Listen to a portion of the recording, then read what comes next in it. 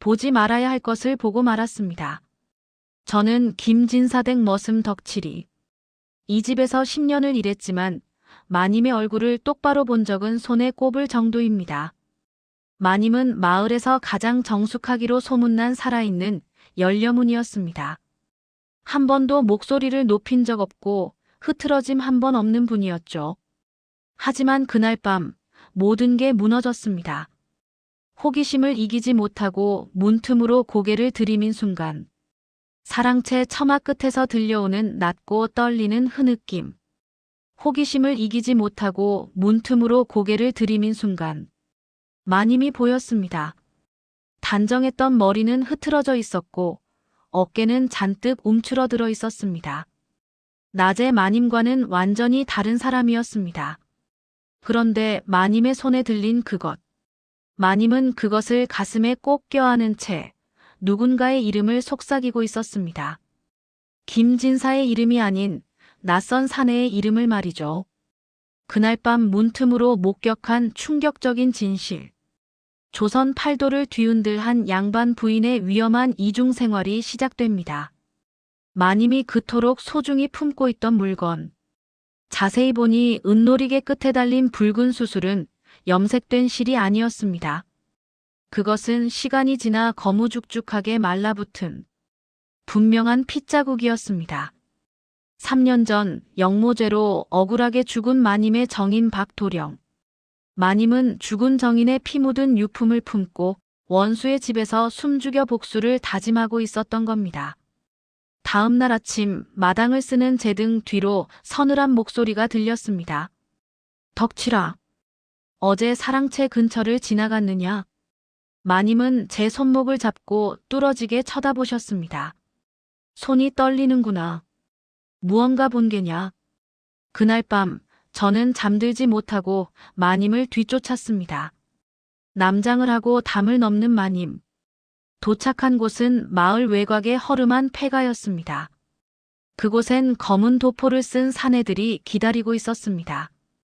김진사가 방심하는 그날 밤, 내 손으로 직접 끝낼 것입니다. 마님은 남편인 김진사를 죽일 계획을 장장 3년 동안이나 치밀하게 준비해오고 계셨습니다. 진실은 잔혹했습니다. 주인어른 김진사는 자신의 출세를 위해 박도령을 죽이고 그 약혼녀였던 마님을 강제로 차지한 악마였습니다. 며칠 뒤 김진사가 마님을 의심하기 시작했습니다. 저는 그날 밤 마님의 방으로 들어갔습니다. 마님, 다 알고 있습니다. 놀란 마님이 은장도를 꺼내 제 목을 겨눴습니다. 하지만 저는 물러서지 않고 무릎을 꿇었습니다. 제가 돕겠습니다. 저 같은 놈 목숨 하나쯤 마님의 원한을 갚는 데 쓰십시오. 10년 전 굶어 죽어가던 저를 살려주신 분. 그때부터 제 목숨은 이미 마님의 것이었습니다. 하지만 운명의 날 모든 게 틀어졌습니다. 마님의 비밀 벽장이 발각된 것입니다.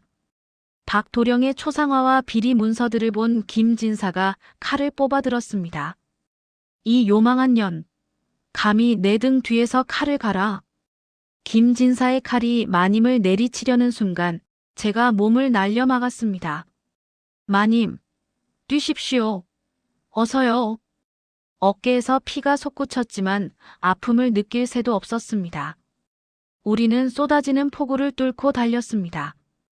뒤에서는 관군들의 횃불이 맹수처럼 쫓아오고 있었습니다.